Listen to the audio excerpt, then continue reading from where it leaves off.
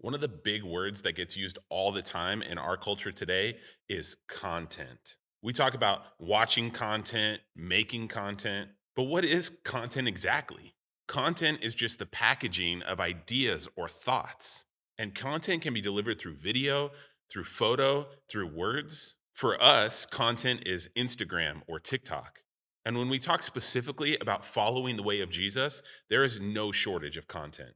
We have online sermons, Christian influencers. There is Christian content everywhere you look. In fact, the hashtag Christianity gets used across all platforms 3,000 times a day. The hashtag Jesus gets used 5.2 thousand times a day.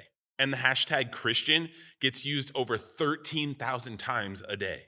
In a world that is full of videos, pictures, descriptions, and comment sections that are all trying to influence the person that you're becoming, how are you ever supposed to be discerning? How are you ever supposed to know who to listen to and who not to listen to?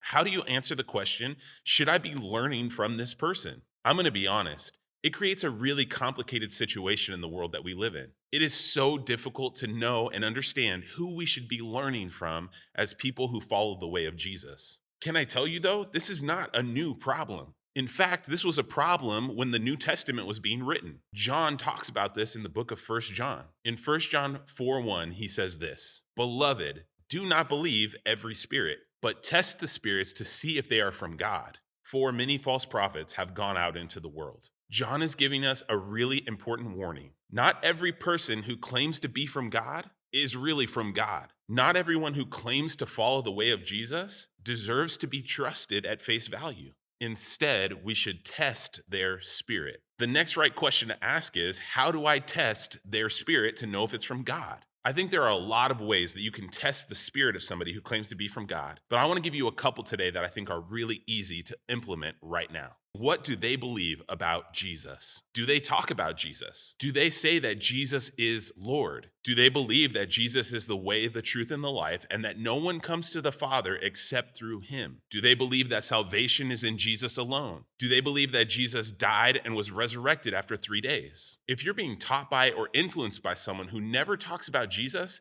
that might be at least a yellow flag to say, hey, what is this person really about? Does their teaching agree with the Bible? It might seem like that's an obvious one, but can I tell you, it's really easy for someone to take pieces of the Bible and say whatever they want. So when they teach God's word, does it put the honor and glory on God? Does it proclaim the good news of Jesus Christ? Or does it make it about us being good people, us having self worth? Does it seem like they use the Bible to sell merchandise or to get you to buy something? Whatever they're teaching, go back to God's word and see if God's word agrees with what they're saying. Anytime you come across a teacher, a preacher, or an influencer, you need to test them against God's word. Figure out what they believe about Jesus and see if the words they're saying match up with God's word. The internet gives us access to so many amazing teachers, but it also opens the door for false teachers. As you test teachers, if you ever feel uncertain, come talk to somebody that you know and trust. Talk to somebody you know follows the way of Jesus. Talk to somebody who affirms that Jesus is the way. Talk to somebody who believes that the Bible is God's perfect word. Work together to figure out if this person that you're learning from is worth learning from.